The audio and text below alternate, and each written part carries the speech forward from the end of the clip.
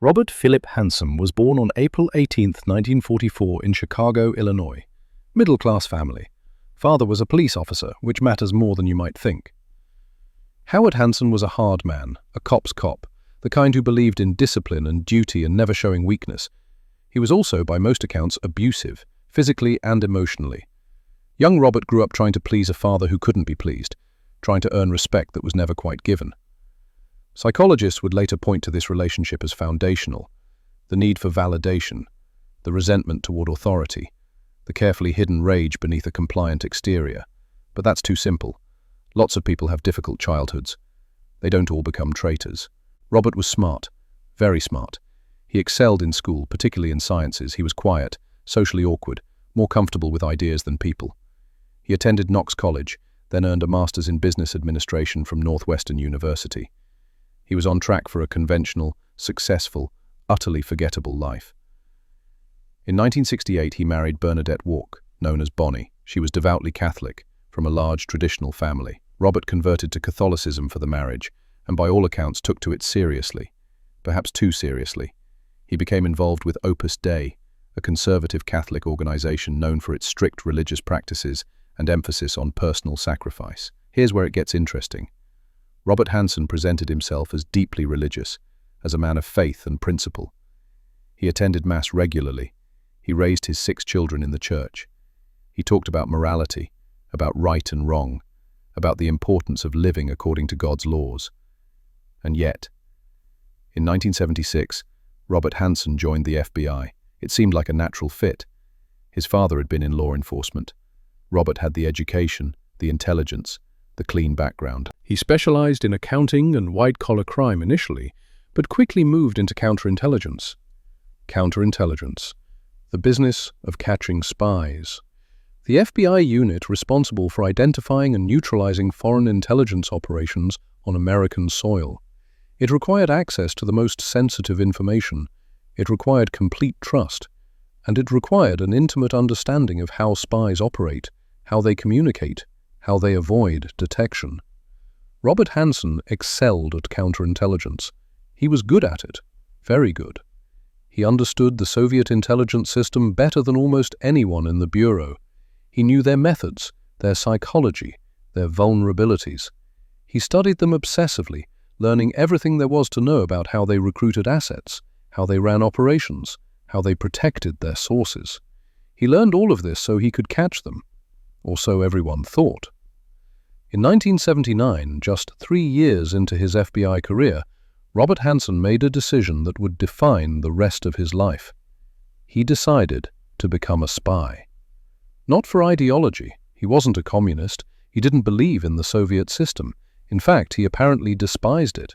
He thought the USSR was doomed to fail, that communism was philosophically and economically bankrupt. He would later write letters to his Russian handlers explaining why their system was inferior, why they were on the wrong side of history. And yet, he gave them secrets anyway. Why? Money. Simply money. The FBI didn't pay well, not compared to what Hansen thought he deserved. He had a master's degree. He had rare skills. He was doing important work, and his salary was maybe $40,000–50,000 a year. Meanwhile, his wife's family had money.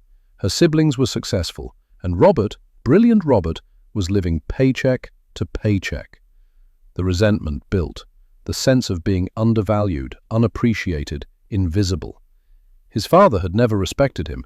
The Bureau didn't respect him. Nobody saw how smart he really was, except the Russians. They would see. They would pay. They would recognize his value. His first contact was with the GRU, Soviet Military Intelligence. Not the KGB, interestingly. The GRU was considered slightly less sophisticated, but also slightly less paranoid. Hansen approached them through a carefully worded letter, offering his services. He didn't sign his name. He used a code name instead, and he specified payment in cash, left at dead drops, anonymous and untraceable. The information he provided in that first contact was valuable but not catastrophic. He was testing the waters, seeing if they'd pay, seeing if he could get away with it. And they did pay, and he did get away with it. This initial betrayal lasted only a few months. Then Hansen got cold feet, or maybe his wife found out. The accounts vary. Some sources say Bonney discovered unexplained cash and confronted him. Others say he confessed out of guilt. Either way, the spying stopped, for a while. Hansen went to confession. His priest, his Opus Dei spiritual advisor, told him to donate the money to charity and never do it again. So he did. He gave the money away. He promised to stop. He probably meant it at the time. But here's the thing about betrayal. The first time is the hardest. After that, it gets easier. The line has already been crossed. The justifications are already in place. And the knowledge that you got away with it, that you're smarter than the people trying to catch you, that's intoxicating. Robert Hansen had tasted the thrill of being a spy. And like any addiction, abstinence just made the craving stronger. The years passed. 1980, 1981, 1982. Hansen moved through various FBI assignments. He worked in New York. He worked in Washington. He gained clearances, access, trust. He became known as a competent if somewhat odd agent, socially awkward, difficult to read, but skilled, reliable. Nobody questioned his loyalty. Why would they? He was FBI. He'd been vetted. He'd passed background checks. He went to church. He had a large family. He lived in the suburbs. He was, by every outward measure, exactly what an FBI counterintelligence agent should be. The FBI's vetting process, like most security clearances, operates on a fundamental assumption. People with stable lives, families, community ties, religious affiliations, these people are low risk. They have too much to lose. They won't betray their country because betrayal would cost them everything they value. But what if what they value most is recognition? Validation. The secret knowledge that they're smarter than everyone around them. What if they're not afraid of losing their normal life because their normal life makes them miserable? In 1985, Robert Hansen decided to become a spy again. Not because he needed money, though he always wanted more. Not because his situation had changed. Simply because he missed it. Missed the thrill. Missed the secret power. Missed being important to someone, even if that someone was an enemy intelligence service. This time he contacted the KGB directly. Soviet Foreign Intelligence. The big leagues. And this time he wasn't tentative. He wasn't testing. He was all in. He wrote a letter. Typed, unsigned, untraceable. He addressed it to a KGB officer he knew by name from his counterintelligence work. And he offered something no amount of money could buy. The crown jewels of American intelligence. He didn't just offer information. He offered himself, his position, his access, his expertise.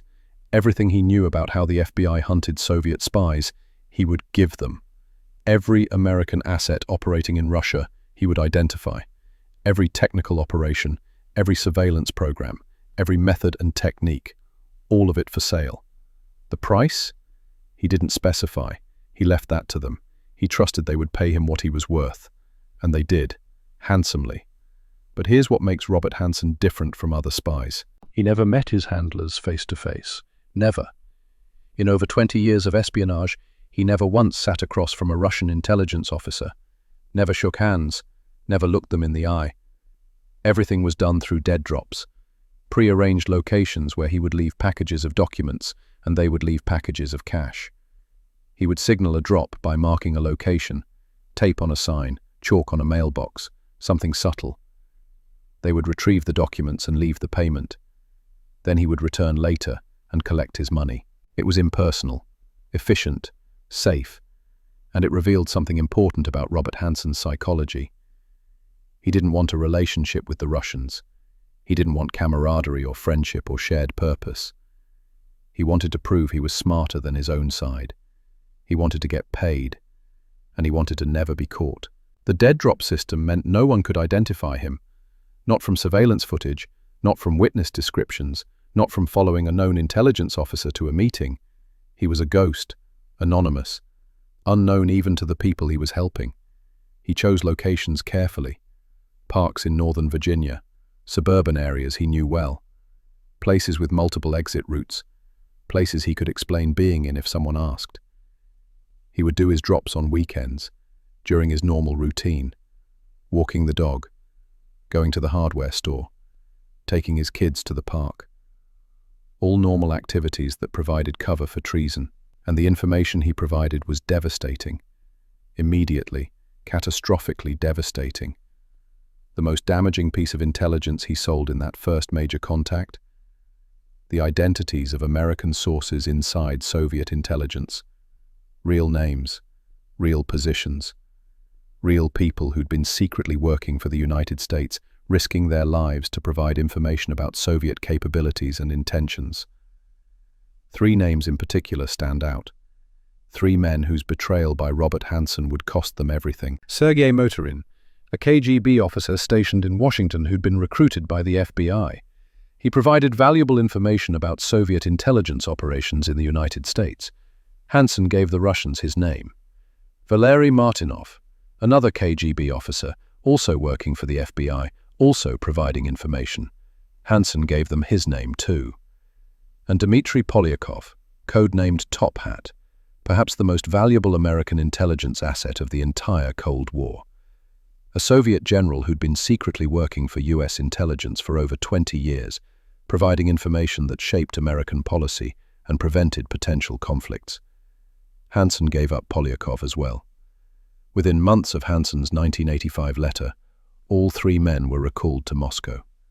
They were interrogated, arrested, tried for treason, and executed. 3 men, 3 families, all destroyed because Robert Hanssen wanted money, because he wanted to feel important, because he could. The FBI knew something had gone wrong. They knew assets were being compromised.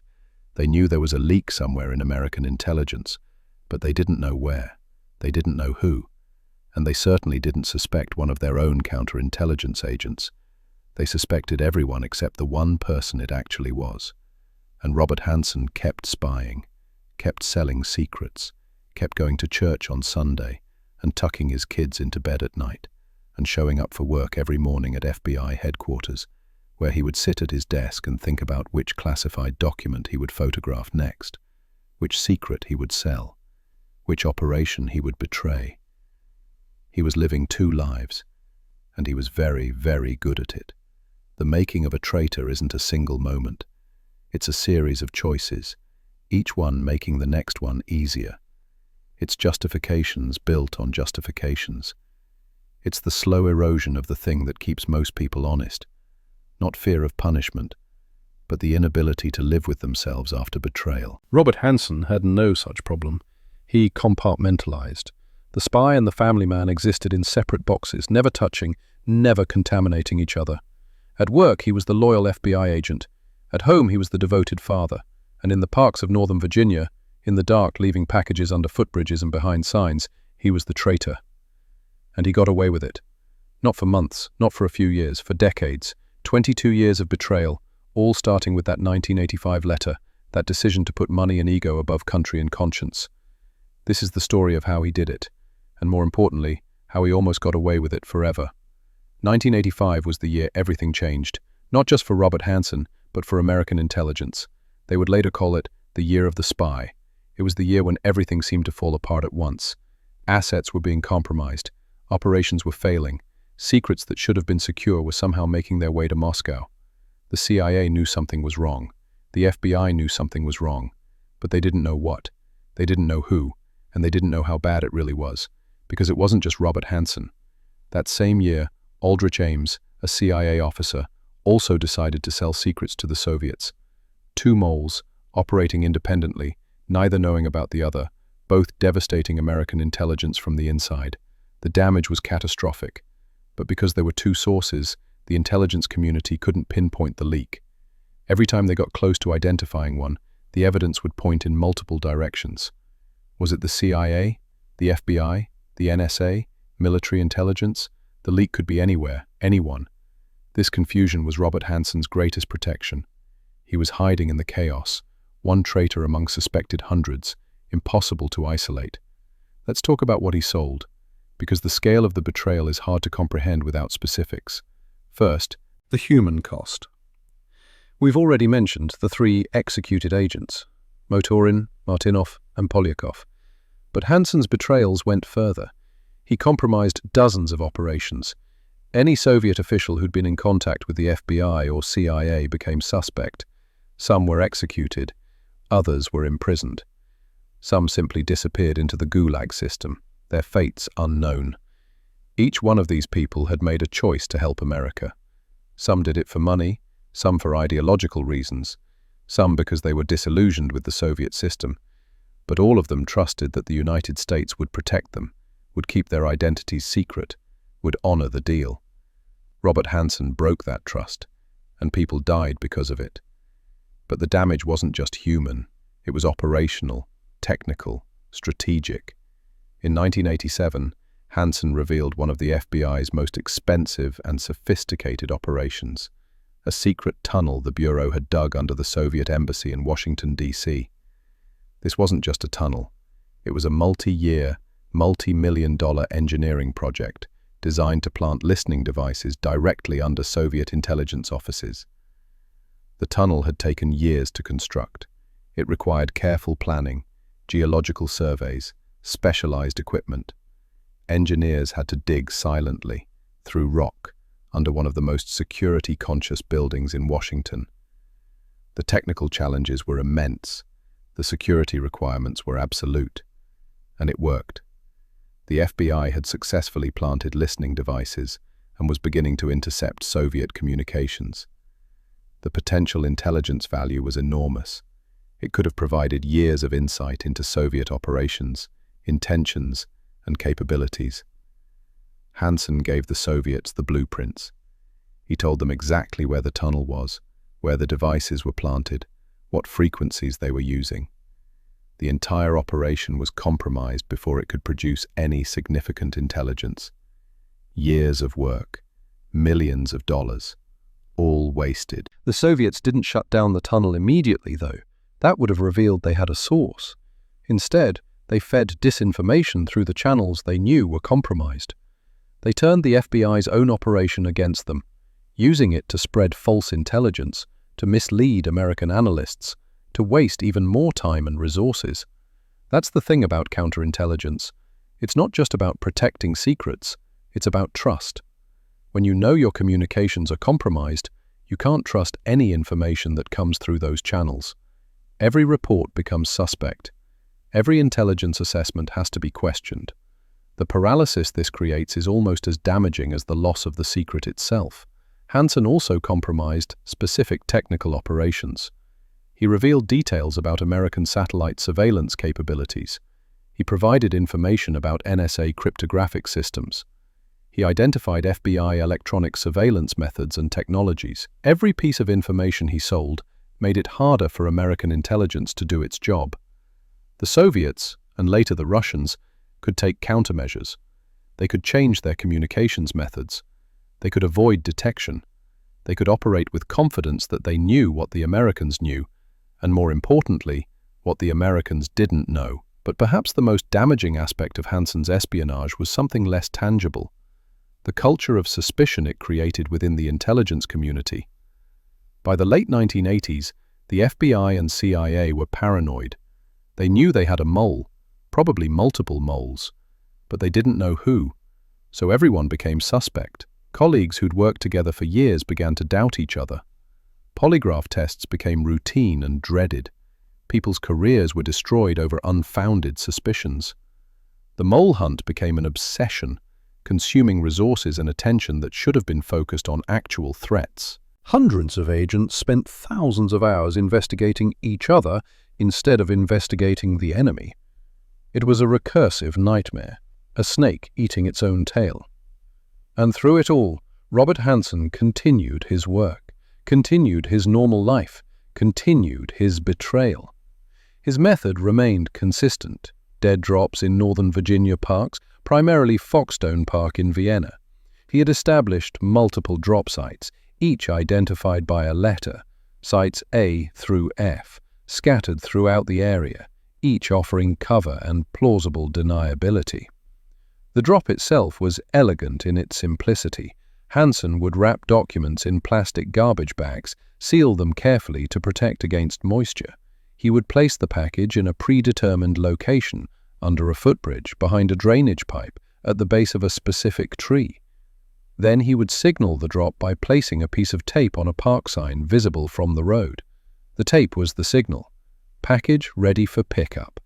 The Russians would see the signal, retrieve the package, and leave payment in a different location, cash usually, sometimes diamonds, which were harder to trace. Hansen would return later, collect his payment, and remove the signal tape. The entire transaction could take place over several days, with no direct contact, no surveillance that could connect him to Russian operatives. It was brilliant, and it worked. For years, for decades. But Hansen wasn't just selling documents.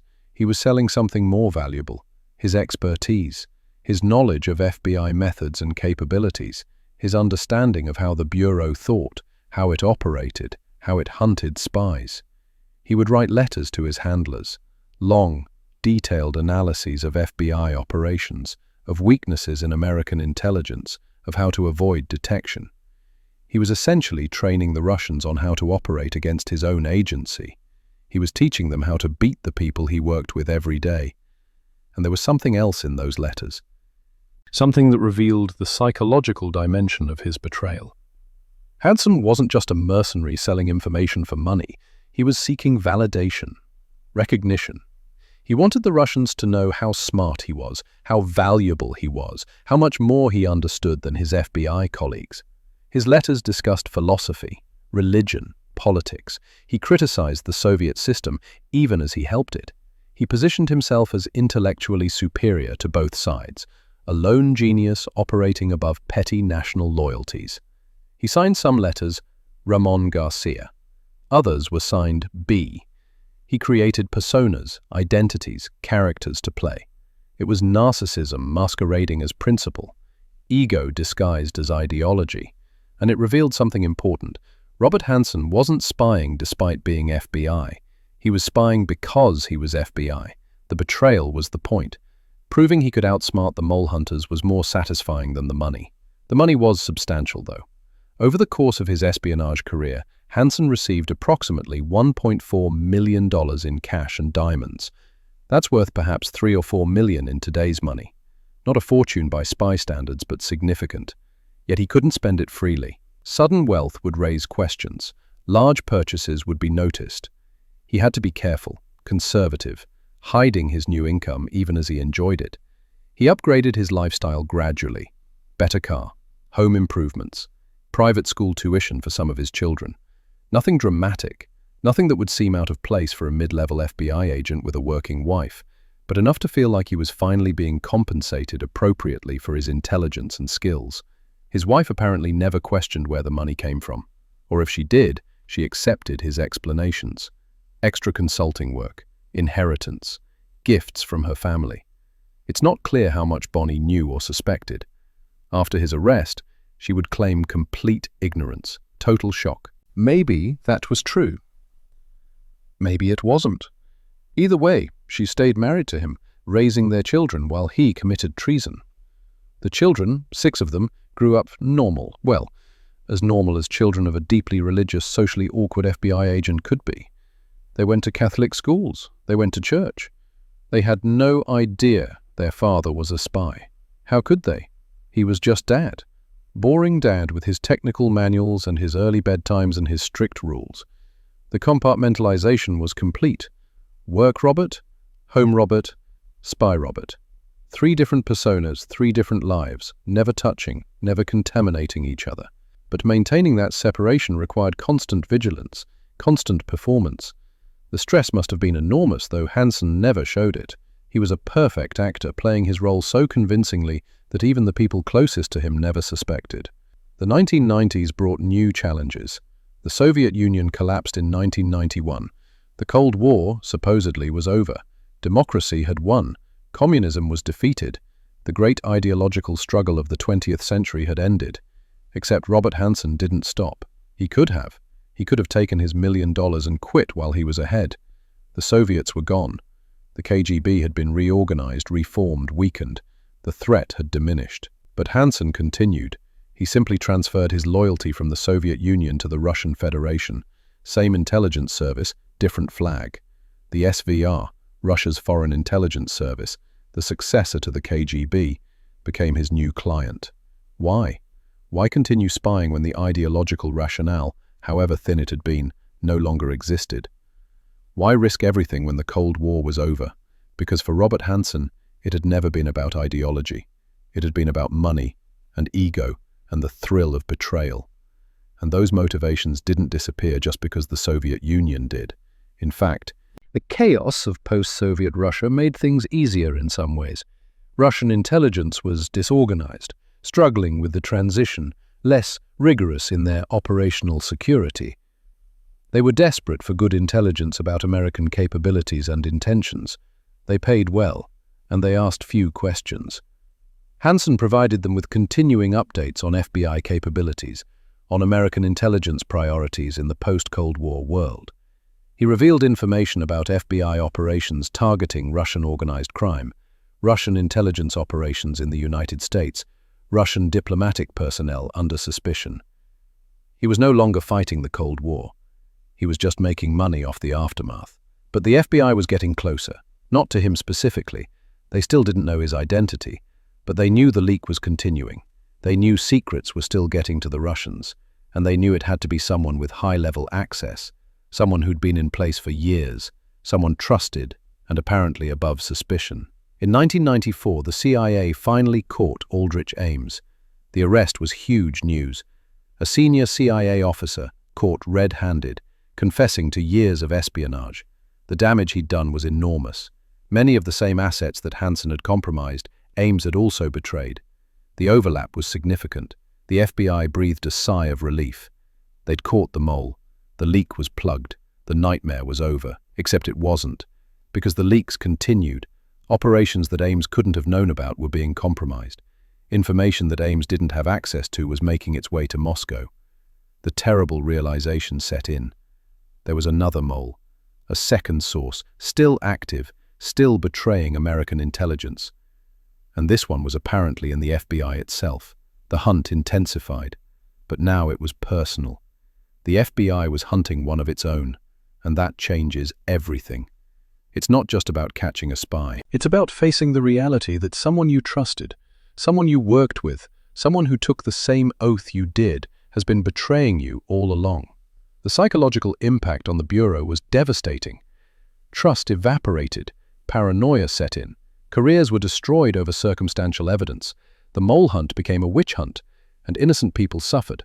And through it all, Robert Hanssen kept going to work, kept attending meetings, kept working cases, kept smiling and nodding and doing his job, while internally he must have been watching the investigation get closer, watching his colleagues tear the Bureau apart looking for him, wondering when they would finally figure it out. The stress must have been incredible, but he never cracked, never confessed, never made the kind of mistake that would have exposed him. Almost never. In the late 1990s, Hanssen made a decision that was either incredibly stupid or incredibly arrogant. He began corresponding with his Russian handlers using a personal computer, his home computer. He was supposed to be careful, to leave no traces, to maintain perfect operational security. Instead, he started writing letters to the Russians on his computer, saving drafts, using his own equipment. It was a break from his usual caution, a sign perhaps that he was getting comfortable, that he thought he was untouchable. That mistake would eventually cost him everything. But not yet. Not for several more years. Because the FBI still didn't know where to look. They were investigating everyone except the one person they should have been investigating. And Robert Hanssen, brilliant, arrogant, deadly Robert Hanssen, kept spying, kept betraying, kept destroying American intelligence from the inside. The damage he caused in those 2 decades is almost impossible to quantify. It's not just the lives lost, though those alone are enough to condemn him. It's not just the operations compromised, though each one represented years of work and millions of dollars. It's not just the technical capabilities revealed, though each revelation made America less secure. It's the cumulative effect, the way each betrayal built on the last, the way the loss of trust paralyzed the intelligence community, the way the paranoia and suspicion poisoned working relationships and destroyed careers. Robert Hanssen wasn't just selling secrets, he was destroying the ability of American intelligence to function effectively. He was undermining the foundation of trust that counterintelligence requires. He was creating a climate where everyone suspected everyone else, where no secret felt secure, where the enemy seemed to know everything before it happened. That's the real devastation. Not any single betrayal, but the cumulative weight of 22 years of betrayals, the slow erosion of capability and confidence, the transformation of the FBI from an elite counterintelligence service into a paranoid, self-doubting organization that couldn't trust its own people. And the worst part? He did it all while sitting at his desk at FBI headquarters, while going home to his family every night, while going to church every Sunday. The banality of his evil is what makes it so chilling. He wasn't a monster. He was a middle-aged bureaucrat with a receding hairline and cheap suits. He was ordinary, forgettable, the kind of person you wouldn't notice at a party. And that's exactly what made him so dangerous, because if Robert Hanssen could be a spy, then anyone could. If someone that ordinary, that unexceptional, that trusted, could betray everything he was supposed to protect, then trust itself becomes impossible. That's the legacy of those 2 decades, not just the specific secrets he sold, but the general corrosion of trust he caused, the wound he inflicted on the FBI that would take years to heal, if it ever really healed at all. But the clock was ticking. The investigation was continuing. And eventually, inevitably, the FBI would make a breakthrough. They would find the evidence they needed. They would identify their mole. And when they did, Robert Hanssen's perfect double life would come crashing down. The masks would fall away, and the man behind them would finally be revealed for what he really was. Not a genius, not a mastermind, just a traitor, a betrayer, a man who sold his country for money and ego and the petty satisfaction of proving he was smarter than everyone else. The reckoning was coming, and it would be brutal. By 1995, the FBI knew they had a problem, a big one. Aldrich Ames had been caught the year before, and initially there was relief. The mole had been found, the bleeding had stopped, the nightmare was over. Except it wasn't, because operations were still being compromised. Secrets that Ames couldn't have known were still making their way to Moscow. The Russians were still one step ahead, still anticipating FBI moves, still operating with confidence that suggested they had inside information. There was another mole, and this one was in the FBI itself. The realization hit the Bureau like a gut punch. The CIA having a traitor was bad enough, but the FBI, the organization responsible for catching spies, for protecting American intelligence, for being the last line of defense against foreign penetration, having a mole inside the FBI was almost unthinkable. But it was happening, and they had to find him, or her, because at this point they didn't even know who they were looking for. The investigation was given a code name, Grey Suit. Later it would be expanded and reorganized under the name Captivate, but the mission remained the same: find the mole before more damage could be done. Leading the investigation was a small, elite team of FBI counterintelligence specialists. These were the best of the best, agents who'd spent their careers hunting spies, who understood tradecraft and psychology and the thousands small mistakes that even the most careful traitors eventually make. But they were hunting one of their own, someone who understood FBI procedures as well as they did, someone who knew what investigators would look for and how to avoid it, someone who'd been evading detection for over a decade already. It was like trying to catch a ghost. Every time they thought they had a lead, it would dissolve into nothing. Every suspect would have an alibi, an explanation, a reason why it couldn't be them. The investigation started with access. Who had access to the information that had been compromised? They drew up lists, hundreds of names, every agent, analyst, technician, contractor who might have had access to the secrets that were leaking to the Russians. They started eliminating people, too junior, wrong department, retired before certain compromises occurred. The list got smaller, but never small enough. There were still dozens of potential suspects, all of them with the access, the opportunity, the technical capability to be the mole. But access wasn't enough. They needed motive, who had financial problems, who'd had personal or professional setbacks, who might be vulnerable to recruitment or coercion. They looked at bank records where they could. They looked at credit reports. They conducted discreet inquiries. They watched for signs of unexplained wealth, sudden lifestyle changes, suspicious contacts, and they found nothing. Or more accurately, they found too much. In an organization of thousands of people, there are always some with financial problems, some going through divorces, some with gambling debts or family troubles or personal crises. None of it pointed clearly to espionage. They needed a breakthrough, some piece of evidence that would narrow the field, that would give them a direction to investigate. But that evidence wasn't coming. The mole was too careful, too smart, too deeply embedded. Meanwhile, the damage continued. In 1996, another FBI operation was compromised. In 1997, another Russian source went silent, presumably compromised. Each failure was a reminder that they were losing, that the mole was winning, that American intelligence was being systematically destroyed from within. The pressure on the investigation team was enormous. People's careers depended on catching the mole. The Bureau's reputation depended on it.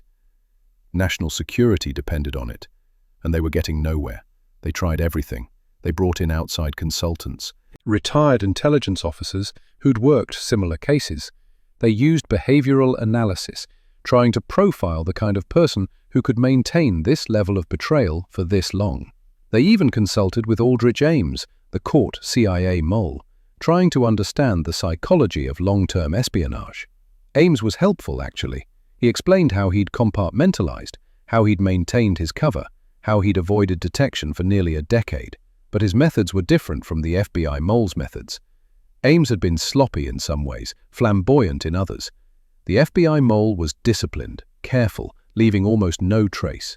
By the late 1990s, the investigation had become the FBI's top priority. More resources were allocated, more agents were assigned. The pressure to solve the case was crushing. And still, they had nothing concrete. Then, in late 1999, they got a break. Not a big one, not yet, but a crack in the wall. A tiny opening that would eventually lead them to the truth. A Russian intelligence officer, a defector, brought information to American intelligence. Not about the mole's identity, he didn't know that, but about Russian operations, about how they handled American sources, about their methods and procedures. And buried in that information was a reference to a highly placed FBI source, someone the Russians valued enormously, someone who'd been providing information for years, someone they called by various code names over the years, but whose latest designation was B, just a letter, nothing more. But it was something, a designation, a way to refer to this ghost, a name for the phantom that had been haunting them. The investigation team pored over the information. What could they learn from Russian handling procedures? What could they infer about the mole's position, his access, his methods? Not much, but something. The Russians treated this source with extreme care. Dead drops, no face-to-face meetings, anonymous communications. That suggested someone who was paranoid about operational security, someone who understood surveillance, someone who knew exactly how intelligence services tracked their targets. It suggested someone in counterintelligence itself. The suspect pool narrowed, slightly. Now they were looking specifically at agents who worked counterintelligence, who had the technical knowledge to evade surveillance, who understood Russian intelligence well enough to communicate effectively with them. But that was still dozens of people. Maybe hundreds if you counted everyone who'd worked counterintelligence at some point over the past 15 years. They needed more. They needed something specific, something that would point to an individual rather than a category. And then, in the year 2000, they got it. The breakthrough they'd been desperately seeking for years. Another Russian intelligence officer provided information. This time it was more substantial. He'd brought out actual documents from Russian intelligence files, internal memos, operational reports, and among them, a file labeled B. The file didn't contain the mole's real name. The Russians protected their sources too carefully for that. But it contained something almost as good. Communications from the mole himself. Letters he'd written to his handlers. Reports he'd prepared. Messages typed on a computer. The FBI finally had the mole's own words. His writing style, his thought patterns, his vocabulary. And most importantly, specific details about FBI operations that only someone with very particular access would know. The analysis began immediately. Linguistic experts studied the writing. Behavioral analysts looked for psychological markers. Counterintelligence specialists examined the operational details, trying to determine exactly what position someone would need to have to know these specific things. And slowly, painfully slowly, a profile emerged. The mole was senior, very senior. He'd been at the FBI for decades. He'd worked in multiple counterintelligence positions. He had access to highly compartmented information about Russian operations. He was technically sophisticated, and he was still active. The list of suspects narrowed. 10 people, then 5, then 3, and one of those 3 was Robert Philip Hanssen. Hanssen had worked counterintelligence for his entire career. He'd had access to exactly the types of information that had been compromised. He'd been in the right positions at the right times. His assignments aligned perfectly with the timeline of compromises. But so did the other suspects, and there was no smoking gun, no definitive proof, just circumstantial alignment, suspicious but not conclusive. They needed more. They needed to catch him in the act. They needed evidence that would stand up in court, that would prove beyond reasonable doubt that this man, this trusted FBI agent, was the traitor they'd been hunting for years. But how do you surveil an FBI counterintelligence agent? He would spot the surveillance. He would know what to look for. He'd trained others in these very techniques. Watching him without him knowing would be nearly impossible. They would have to be clever, patient. They would have to use his own expertise against him. They would have to make him feel safe, untouchable, so confident that he would make a mistake. The operation to catch Robert Hanssen was about to begin, and it would require everything the FBI had learned about counterintelligence, about surveillance, about psychological manipulation. They would have to be perfect, because Hanssen was good, very good, and one mistake on their part would alert him, would send him running, would destroy their only chance to catch the most damaging spy in American history. The plan was audacious. They would create a position for him, a new assignment that would seem like a promotion, a recognition of his expertise. Something that would appeal to his ego while giving the FBI control over his movements and his access. They would create a fake office for him, a space that would be completely wired for surveillance, every keystroke logged, every phone call recorded, every movement filmed. He would think he was doing important work. He would think he was trusted, valued, moved into a position of greater responsibility. He would have no idea he was in a cage. The position was described as a new role in the FBI's Information Security Unit, focusing on emerging threats in the digital age. It sounded important, technical, perfect for someone with Hanssen's skills and background. And it would require him to work from a specific office at specific times, with specific access to computer systems that the FBI could monitor completely. Hanssen accepted the position. Why wouldn't he? It seemed like recognition, advancement, the kind of acknowledgement he'd been seeking his entire career from people other than Russian intelligence. He moved into the new office in January 2001, and from the moment he sat down at his desk, everything he did was being recorded. Every file he accessed, every database he queried, every email he sent. The FBI was building a case, piece by piece, keystroke by keystroke, but they needed more than just suspicious computer activity. They needed to catch him actively engaged in espionage. They needed to catch him making a dead drop, communicating with his handlers, doing something that was unambiguously treason. The surveillance team watched him constantly, but carefully, so carefully. They couldn't spook him. They had to let him feel comfortable, safe, unwatched. They had to give him rope and pray he would use it to hang himself. And he did. The FBI's counterintelligence team had access to the Russian documents that identified Hanssen's dead drop sites. Foxstone Park in Vienna, Virginia was his primary location. Multiple sites throughout the park, each identified by a letter. They watched the park, discreetly, setting up surveillance in ways that wouldn't be obvious even to a trained counterintelligence agent. They monitored for his signal system, the pieces of tape he would place on signs to indicate a drop was ready. And on February 18, 2001, a Sunday afternoon, they saw it.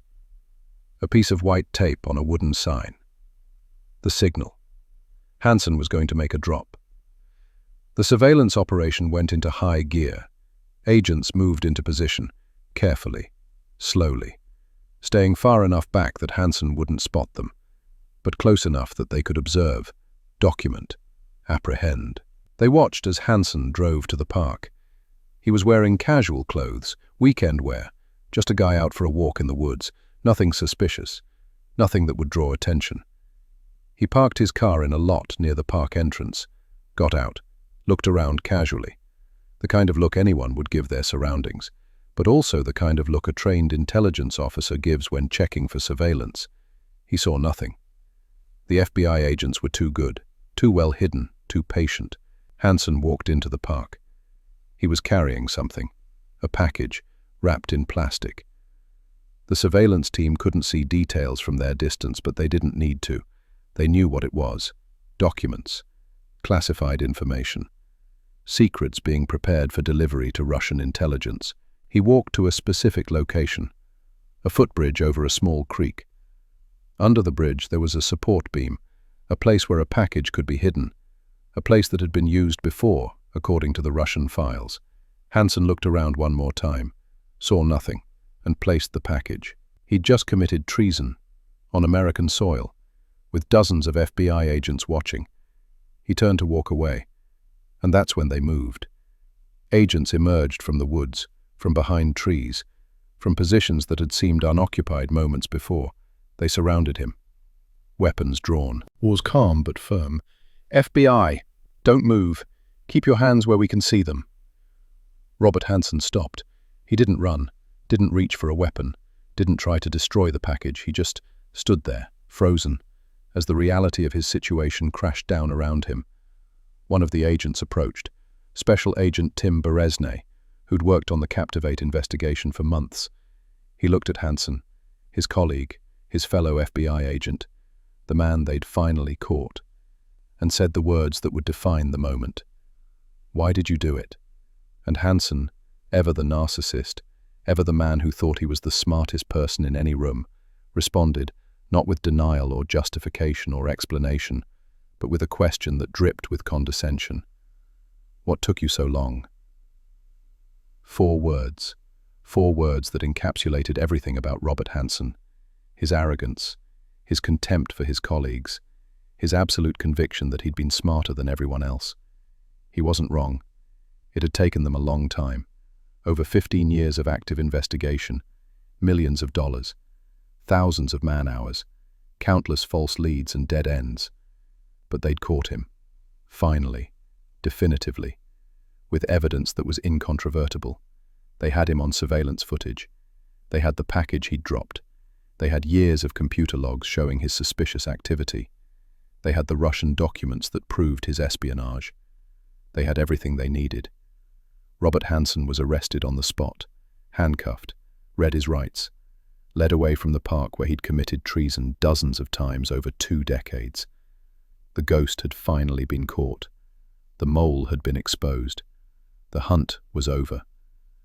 But the real reckoning was just beginning.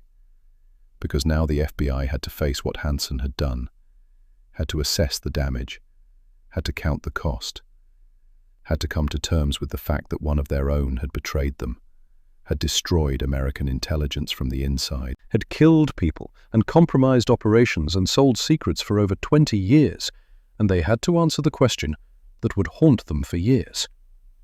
How did this happen? How did Robert Hansen spy for so long without being caught? What did it say about the FBI that their own mole hunter had been a mole himself? The answers to those questions would be uncomfortable, painful, the kind of institutional self-examination that organizations resist because it forces them to confront their own failures. But those answers would have to wait. First, they needed to understand exactly what Hansen had done, exactly what he'd sold, exactly how much damage he'd caused. And that assessment, when it finally came, would be devastating. The arrest of Robert Hansen sent shockwaves through the FBI. Within hours, every agent in the Bureau knew. The mole had been caught, and it was one of their own. Not just any agent, but a senior counterintelligence specialist, someone who'd been sitting in their meetings, working their cases, having lunch in their cafeteria while simultaneously destroying everything they were trying to protect. The initial reaction was disbelief, then anger, then a deep, painful sense of betrayal that would take years to heal. Hansen was taken to FBI headquarters for initial processing, not to his old office, not to the spaces where he'd worked for decades, but to an interrogation room, a small windowless space with recording equipment and cameras, a room where he would sit on the other side of the table for the first time in his career. The interrogation team was prepared. They'd been studying Hansen for months. They knew his personality, his psychology, his patterns of thinking. They knew he was arrogant, intelligent, deeply religious, yet utterly amoral when it came to his espionage. They knew he would be difficult. What they didn't expect was how cooperative he would be. Robert Hansen, facing the end of his double life, facing prison or possibly the death penalty, did something interesting. He started talking, not confessing everything, not immediately, but engaging, conversing, playing the intellectual game even now, even caught red-handed with a package of classified documents under a bridge. The interrogators started with the basics, confirming his identity, reading him his rights, explaining the charges against him: espionage, conspiracy, selling classified information to a foreign power. Each charge carried a potential death sentence. Hansen listened, and then he did what he'd always done. He tried to be the smartest person in the room. "I assume you've read the documents," he said. "You know what I did. What do you want to know?" It wasn't quite a confession. It was an opening, an invitation to negotiate, because Hansen understood immediately what the FBI needed. They needed to know what he'd sold, what operations had been compromised, what damage had been done. They needed a damage assessment. And the only person who could give them a complete picture was Hansen himself. That gave him leverage. Not much, not enough to avoid prison, but enough to negotiate the terms of his punishment. The death penalty was the threat hanging over every conversation. Espionage is a capital offense. The government could seek execution. They had done so before with other spies. Julius and Ethel Rosenberg had been executed for espionage in 1953. The precedent existed, but executing Hansen came with complications. A trial would be public. Evidence would be disclosed. Russian intelligence methods would be revealed. American capabilities would be discussed in open court. The damage Hansen had already done would be compounded by the additional secrets that would have to be exposed during his prosecution. And there was another problem: Hansen's wife, Bonnie, and their 6 children. Whatever Hansen had done, they were innocent. A trial would destroy them. The media coverage would be relentless. Their lives would become public spectacle. And if Hansen was executed, they would lose their husband and father, while also carrying the stigma of his betrayal. The FBI offered a deal: plead guilty, cooperate fully, submit to extensive debriefing about everything you sold, everyone you contacted, every operation you compromised. In exchange, we won't seek the death penalty. Life in prison without parole, but life. And your family keeps your FBI pension and death benefits. It was a devil's bargain, but Hansen took it, not out of remorse, not out of guilt, but out of calculation. The same cold logic that had guided his espionage now guided his surrender. Life in prison was better than execution. Previous his family, some financial security, was better than leaving them with nothing. On July 6, 2001, Robert Hansen pleaded guilty to 15 counts of espionage. In federal court in Alexandria, Virginia, he stood before a judge and admitted his crimes, admitted selling secrets, admitted betraying his country, admitted causing the deaths of American intelligence assets. The allocution was brief, clinical. Hansen described his actions in technical terms, as if discussing someone else's case. There was no emotion, no apology to the families of the men he'd gotten killed, no expression of remorse for the damage he'd caused, just a factual recitation of crimes committed. The judge sentenced him to life in prison without possibility of parole, to be served in the highest security facility in the federal prison system. 15 consecutive life sentences. Hansen would die in prison. That was certain. The only question was when. But before he was sent away, the FBI needed him. They needed the damage assessment. They needed to know everything. The debriefing process took months. Teams of FBI agents and CIA analysts spent hundreds of hours interrogating Hansen, going through his espionage career operation by operation, document by document, betrayal by betrayal. They brought files, showed him records of compromised operations and asked, "Did you do this?" He would nod, "Yes." or sometimes correct them. No, that wasn't me, that was probably Ames. The two moles had created such overlapping damage that even now, years later, investigators were still trying to separate out who had betrayed what. Hansen was detailed in his responses, methodical. He seemed to take professional pride in explaining exactly what he'd done and how he'd done it. The tradecraft he'd used, the dead drop sites, the communication protocols, the encryption methods. All of it described with the same technical precision he'd once used in official FBI reports. It was surreal. The man who'd caused so much damage now helping document that damage. The traitor explaining his betrayals to the people he'd betrayed. It was necessary. But it was deeply uncomfortable for everyone involved. The damage assessment that emerged from these debriefings was staggering. Hansen had compromised more than 50 Soviet and Russian intelligence officers who were working for the United States. 3 of them, Motorin, Martinov, and Polyakov, were executed. The fates of many others remain unknown, but they certainly faced arrest, imprisonment, possibly death. He'd exposed dozens of technical operations. The tunnel under the Soviet embassy was just one. There were listening devices, satellite surveillance programs, communications intercepts, all compromised. Hundreds of millions of dollars in intelligence infrastructure rendered useless because Hansen had told the Russians exactly what we were doing and how we were doing it. He'd revealed American intelligence priorities and capabilities. What we knew, what we didn't know, what we were trying to learn. This kind of information is invaluable to an adversary because it allows them to shape their own operations to avoid detection, to feed disinformation through channels they know are monitored, to operate with confidence. He'd provided information about American double agents, people the FBI had recruited from Russian intelligence. Compromising them meant not only losing valuable sources, but also potentially turning them into channels for Russian disinformation. The Russians could feed false information through these agents, knowing the FBI thought they were reliable. The total financial value of the information Hansen sold was estimated in the billions of dollars, but that's almost meaningless as a measure of damage. Some secrets are priceless. The life of a human intelligence asset can't be valued in dollars. The strategic advantage of knowing your enemy's capabilities is incalculable. Perhaps the most damaging aspect of Hansen's espionage was something harder to quantify: the institutional damage to the FBI itself. For years after his arrest, the Bureau struggled with paranoia and self-doubt. If Hansen could spy for over 20 years without detection, who else might be spying? If a senior counterintelligence agent could be a mole, how could anyone be trusted?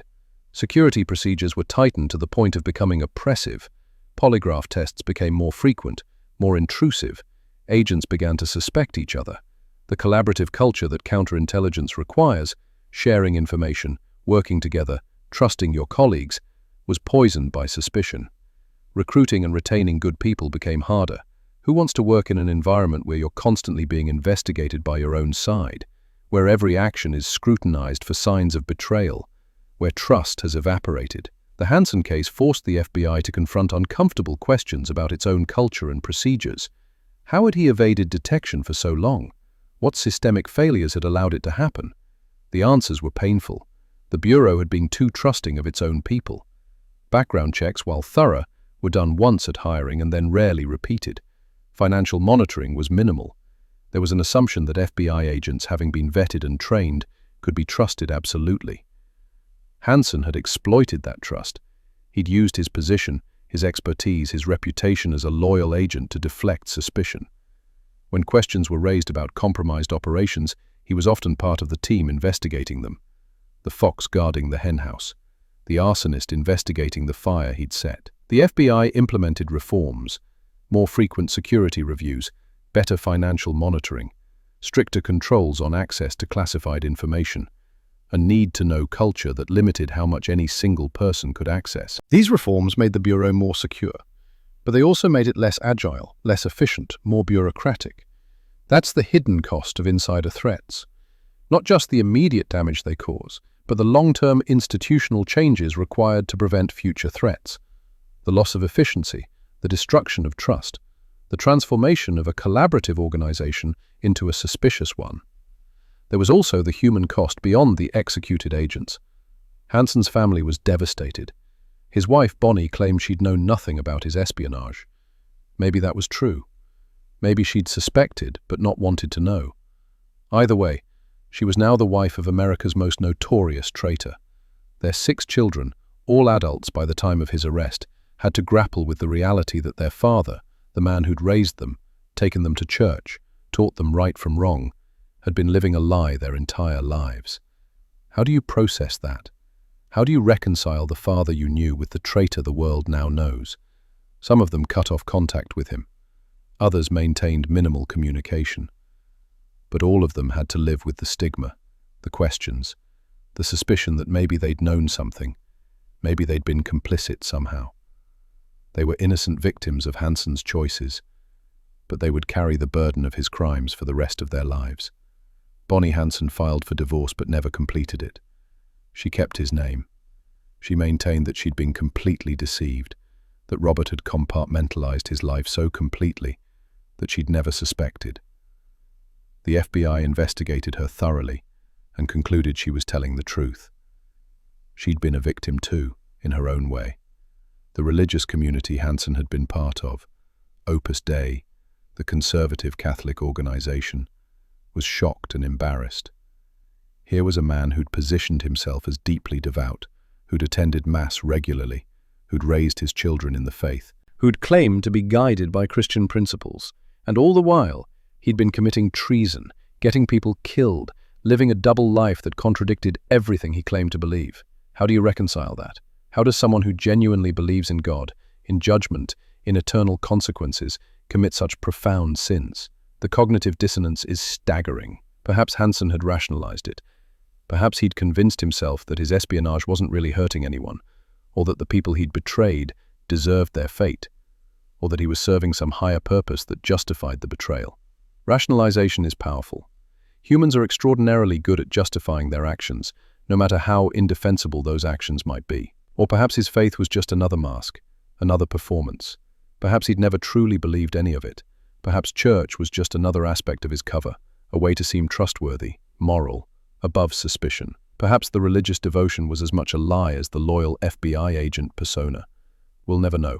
Hansen never explained his psychological state with any honesty. In his debriefings, he remained analytical, detached, treating his own betrayals as interesting case studies rather than profound moral failures. In August 2002, Hansen was transferred to ADX Florence, the federal supermax prison in Colorado. It's known as the Alcatraz of the Rockies, the most secure prison in America.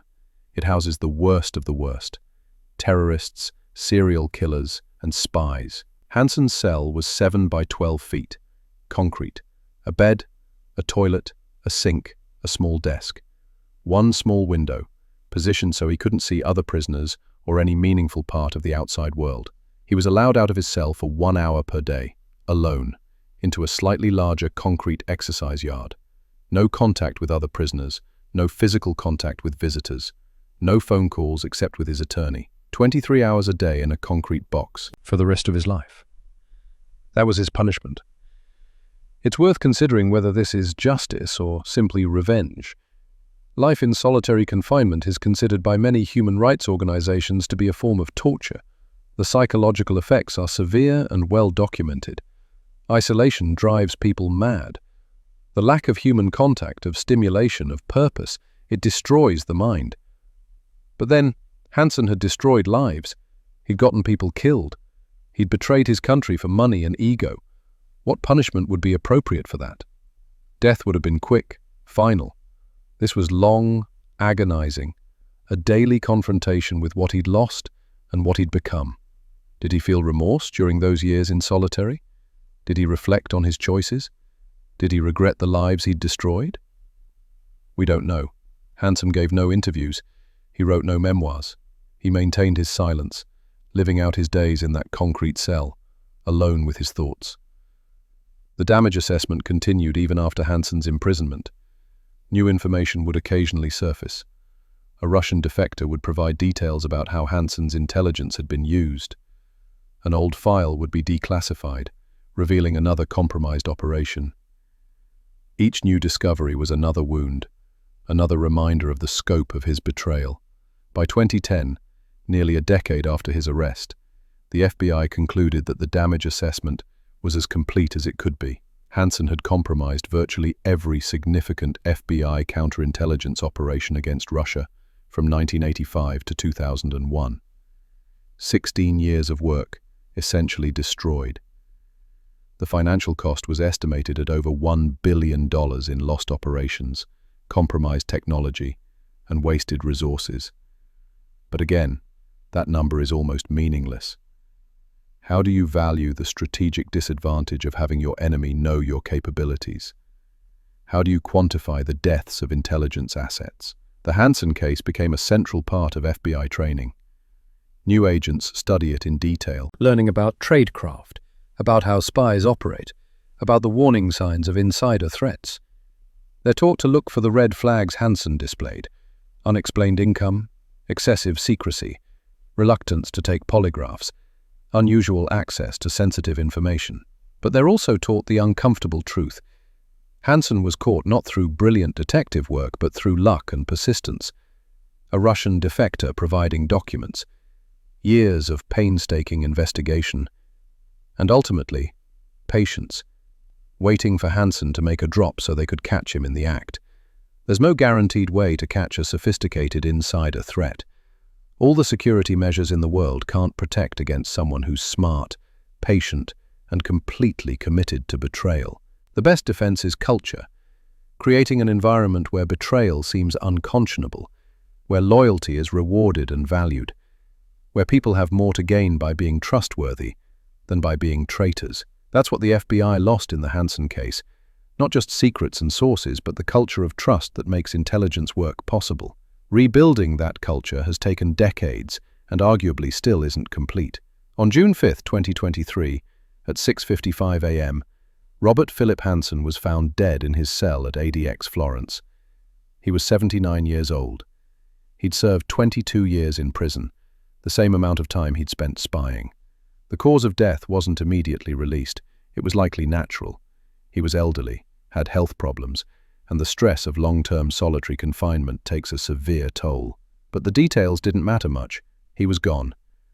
The news was met with muted reaction. Some satisfaction that he'd died in prison, that he'd never experienced freedom again. Some regret that he'd never fully explained his motivations, never truly accounted for what he'd done. Some relief that this chapter of FBI history could finally close. His family claimed his body. There was a private funeral, details undisclosed. He was buried somewhere, his grave unmarked or marked with a simple stone. No public memorial, no eulogy celebrating his life, just a quiet end to a life that had been anything but quiet. The world moved on. Other spies were caught, other betrayals were discovered. The Hansen case became history, a cautionary tale, a reminder of what can happen when trust is betrayed and vigilance falters. But for the families of the men he'd gotten killed, the reckoning never ends. Sergei Maturin's family, Valery Martinov's family, Dmitry Polyakov's family. They don't get closure. They don't get their loved ones back. They just get the knowledge that these men died because an American decided money was more valuable than their lives. That's the real cost of Robert Hansen's betrayal. Not the $1 billion in damaged operations, not the institutional trauma to the FBI, but the human cost. The lives destroyed, the families broken, the trust shattered. He sold his country, but more importantly, he sold people. Real people with names and families and lives. He knew what would happen to them when he gave the Russians their names. He knew they would be arrested, tortured, killed. And he did it anyway. That's what makes Robert Hansen not just a traitor, but a murderer. He might not have pulled the trigger, but he signed their death warrants as surely as if he had. For money, for ego, for the thrill of being the smartest person in the room. And in the end, he died alone in a concrete cell, his legacy nothing but destruction and betrayal. The smartest person in the room, right up until the end, but also the loneliest. There's a photograph that hangs in the FBI's counterintelligence training facility. It's not dramatic, no action shot, no crime scene, just a simple image of an empty desk in an office at FBI headquarters. The desk where Robert Hansen worked, the chair where he sat while he betrayed his country. The photograph is titled simply, "Never Forget." It's a reminder to every new FBI agent, a warning, a lesson. This happened, here, in this building, by one of us, and it can happen again if we're not vigilant. The Hanssen case changed the FBI fundamentally, not just in procedures and protocols, though those changed extensively, but in psychology, in culture, in the way agents think about trust and loyalty and the possibility of betrayal. Before Hanssen, there was a certain institutional arrogance. The FBI was the elite, the best trained, best equipped, most professional law enforcement agency in the world. Their people were thoroughly vetted, constantly monitored, absolutely trustworthy. Betrayal from within wasn't impossible, but it was unthinkable. Hanssen made it thinkable. He made it undeniable. And that knowledge, that awareness that the enemy could be sitting at the desk next to you, fundamentally changed how the Bureau operates. The reforms implemented after his arrest were comprehensive. Background investigations became more frequent and more intrusive. Financial monitoring became standard. Polygraph tests, previously used mainly for new hires, became a regular part of career progression. Random audits of classified information access became routine. Access to sensitive information was compartmentalized more strictly. The old system, where a senior agent might have broad access to multiple programs and operations, was replaced with a need-to-know system that limited what any single person could see. This made operations more secure but also more complicated and less efficient. The FBI also implemented a system of behavioral monitoring, not surveillance of agents, but awareness of warning signs. Unexplained wealth, personal problems, excessive drinking, gambling debts, extramarital affairs. Any behavior that might make someone vulnerable to coercion or recruitment. Some agents resented these changes. They felt insulted by the implication that they couldn't be trusted, that they needed to be monitored and tested constantly. They argued that the new procedures created a culture of suspicion that was antithetical to the collaboration required for effective intelligence work. They weren't wrong, but they also weren't considering the alternative. The alternative was another Hanssen, another insider spending years or decades betraying operations, getting people killed, destroying American intelligence from within. The alternative was unacceptable, so the reforms stayed. Other intelligence agencies around the world studied the Hanssen case obsessively. If it could happen to the FBI, it could happen to anyone. British intelligence, Israeli intelligence, German intelligence.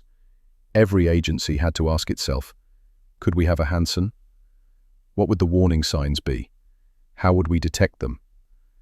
The case became a centerpiece of intelligence training worldwide, not just the American intelligence community, but allied services as well. The psychology of betrayal, the methods of insider threats, the importance of continuous vetting and behavioral monitoring, all lessons written in the blood of Hanssen's victims. But perhaps the most important lesson is the most uncomfortable one. There is no perfect defense against a sophisticated insider threat. All the security measures in the world can't completely protect against someone who's smart, patient, and deeply committed to betrayal. Someone who understands the security systems because they helped create them. Someone who knows what investigators look for because they've been an investigator themselves. The best you can do is make it harder, make it riskier, create enough obstacles and monitoring that the potential traitor has to constantly worry about detection, has to work so hard to maintain their cover that mistakes become inevitable. But you can't make it impossible. Not without creating such an oppressive security culture that the organization becomes dysfunctional. There's a balance between security and effectiveness, and finding that balance is an ongoing challenge. The Hanssen case also raised disturbing questions about motivation. Why do people betray their country? The traditional answers, ideology, coercion, revenge, didn't really apply to Hanssen. He wasn't a communist. He wasn't blackmailed.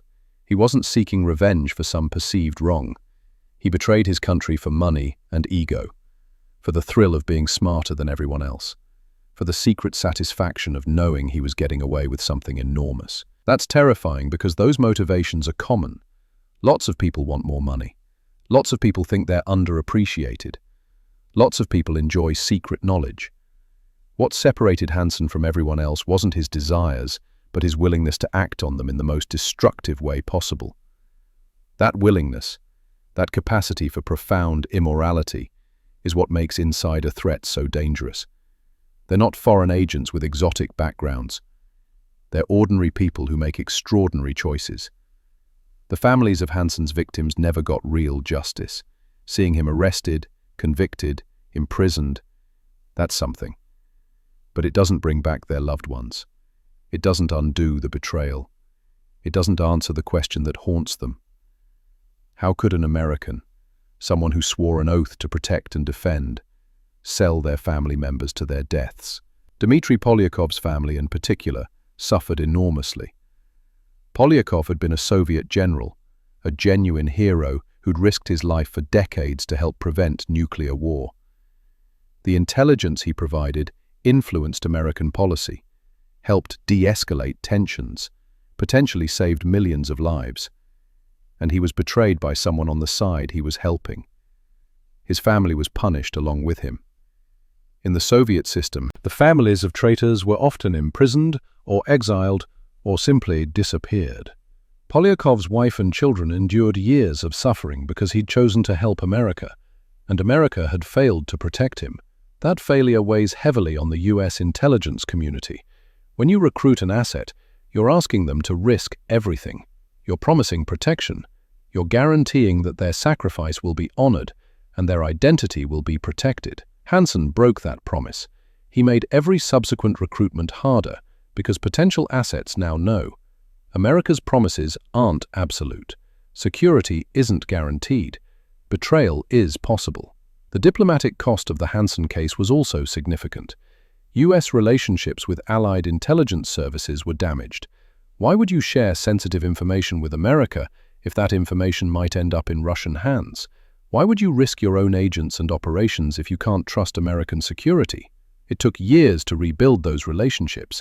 Allies had to be convinced that reforms had been implemented, that the problems that allowed Hansen to operate had been fixed. Some allies never fully trusted American intelligence again. They still cooperate, but with reservations, holding back their most sensitive information just in case. The Russians, meanwhile, celebrated Hansen as a great success. He'd operated for over 20 years, providing invaluable intelligence, and when he was finally caught, he'd given nothing up in interrogation that they cared about protecting. From their perspective, it was a perfect operation, a textbook case of how to run a long-term penetration agent. Russian intelligence services used the Hansen case in their own training, not as a cautionary tale, but as an example of success. This is how you identify recruitable targets. This is how you communicate securely. This is how you maintain an agent for decades without detection. Learn from Hansen. Be like Hansen. That's a disturbing legacy. Hansen isn't just a traitor in American history. He's a hero in Russian intelligence history. He's celebrated as one of their most successful operations ever. That celebration, that honoring of his betrayal, is its own kind of injustice. The technology Hansen used has also become a case study. His methods were analog, dead drops, physical documents, face-to-face communications through intermediaries. In the digital age, those methods seem almost quaint, but they worked. They worked for 22 years. Modern espionage is increasingly digital. Encrypted communications, cyber intrusions, remote access to classified networks. These methods are in some ways more secure, less physical evidence, harder to detect, but also more vulnerable to technical countermeasures. The Hansen case reminds us that old-school tradecraft still works. Sometimes the low-tech approach is the most secure approach. A piece of tape on a sign can't be hacked. A package hidden under a bridge can't be intercepted by signals intelligence. The human element of espionage remains relevant, even in our technological age. There's also a psychological dimension to Hansen's legacy that's worth exploring. He lived a double life for over 2 decades. That requires extraordinary compartmentalization, the ability to be one person at work, another person at home, and a third person in his espionage activities, never letting them merge or contaminate each other. Psychologists study this capacity because it's not normal. Most people can't maintain that level of deception for that long without breaking down. The cognitive dissonance would be unbearable, The stress would manifest in physical or mental health problems. The mask would slip. But Hansen never broke, never confessed, never showed signs of cracking under the pressure. That suggests either a profound psychological disorder, complete lack of empathy, inability to form genuine emotional connections, or a level of self-discipline that's almost superhuman. Either way, it's disturbing, because it means there might be others like him, people with the capacity for long-term, high-level deception, people who can betray their closest colleagues, their country, their principles, and never show a hint of remorse or stress. Those people are very dangerous because they're essentially undetectable until they make a mistake or get unlucky. The cultural impact of the Hansen case extended beyond intelligence agencies. It became a media sensation. Books were written. A movie was made. Hansen became, unfortunately, a kind of celebrity, the brilliant spy who fooled the FBI for decades, the man who got away with it until he didn't. This celebritization of traitors is problematic. It glamorizes betrayal. It makes spying seem exciting, intellectual, a game of wits between equals. It ignores the human cost, the lives destroyed, the real consequences of these betrayals. Hansen's victims aren't celebrities. Their names are barely known outside intelligence circles. But they were the real heroes of this story. They risked everything to help America, and they paid the ultimate price. They deserve to be remembered, celebrated, honored. Instead, we remember their betrayer. That's an injustice we should acknowledge and try to correct. When we tell the Hansen story, we should tell their stories too. Sergei Motorin, Valery Martinov, Dmitry Polyakov. These names should be as familiar as Robert Hansen. These sacrifices should be as recognized as his betrayal. The question of whether Hansen could have been caught earlier haunts the FBI. Looking back with hindsight, there were warning signs. His sudden financial improvement in the 1980s, his reluctance to take polygraphs, his excessive interest in operations outside his direct responsibility, his secretive behavior. But none of these signs were definitive. Lots of people have financial ups and downs. Lots of people don't like polygraphs. Lots of agents are interested in operations across the Bureau. Hindsight makes patterns obvious that weren't obvious at the time. The truth is, absent the Russian defector who provided Hansen's communications, he might never have been caught. He might have retired, collected his pension, and lived out his life as a successful spy who got away with it. That possibility is terrifying but real. The only reason he was caught was luck combined with persistence. The FBI kept looking even when it seemed hopeless. They kept investigating even when years passed without progress. They didn't give up. And eventually, they got the break they needed. That persistence is its own lesson. In counterintelligence, you don't always get quick results. Sometimes cases take years or decades to solve. Sometimes you follow 1,000 dead ends before finding the right lead. But you keep going, you keep investigating, because the alternative, giving up, letting the mole win, is unacceptable. The Hansen case cost the FBI dearly. In money, in operations, in lives, in reputation. But it also taught valuable lessons that have made American intelligence more secure.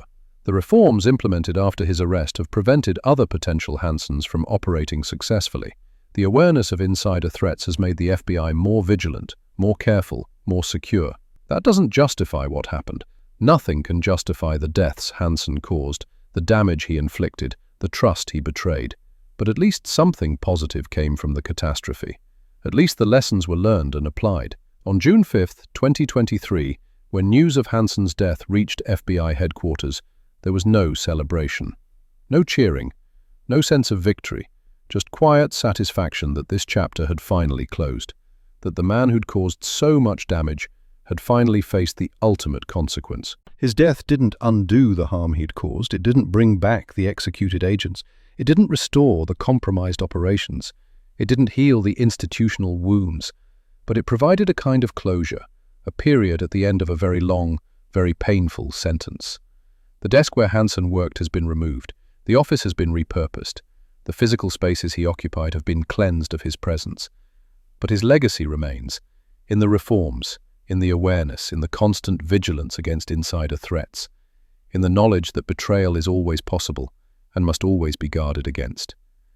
There's a memorial at FBI headquarters, not for Hansen, for his victims. A simple plaque listing the names of American intelligence assets who were killed in the line of duty. Polyakov's name is there.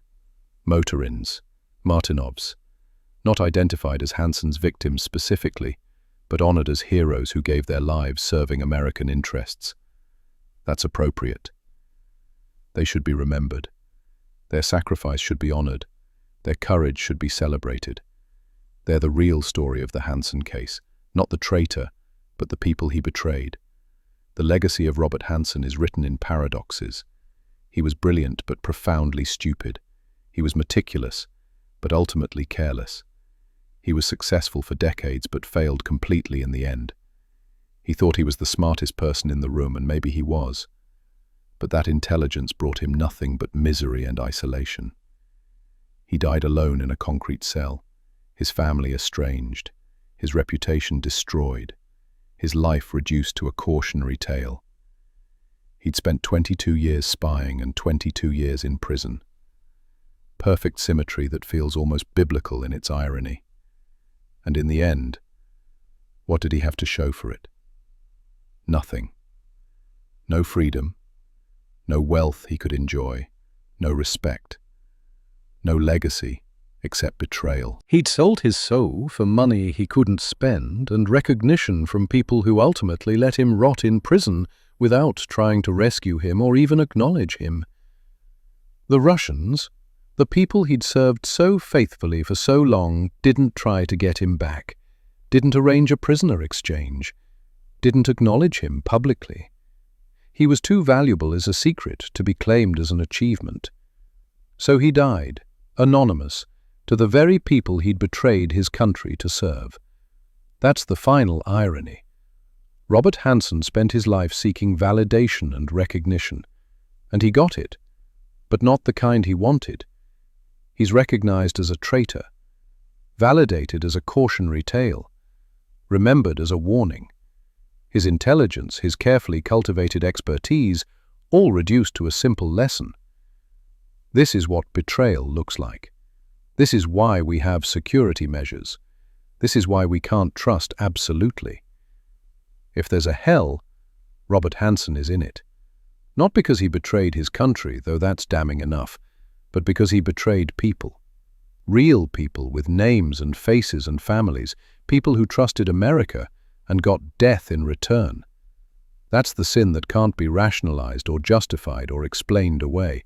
And if there's no hell, if death is just the end, then Hansen's punishment was those final 22 years, 23 hours a day in a concrete box, alone with his thoughts, with nothing to do but remember what he'd done and what he'd lost and what he'd never have again.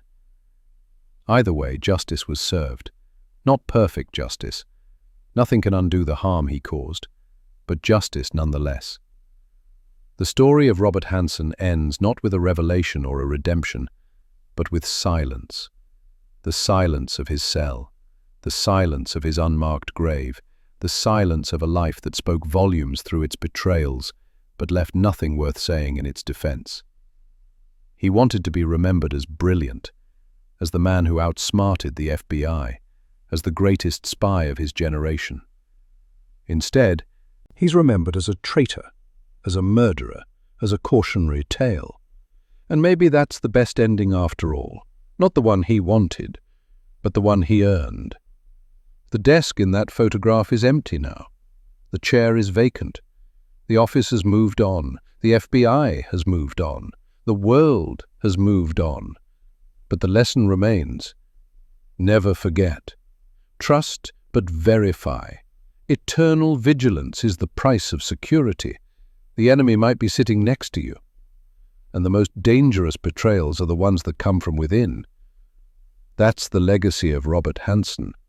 Not his intelligence, not his espionage, but the enduring reminder that betrayal is always possible, that trust must be earned continuously, not just once, that security is not a state, but a process, constantly maintained, never perfected, and that sometimes the smartest person in the room is also the most dangerous. Never forget.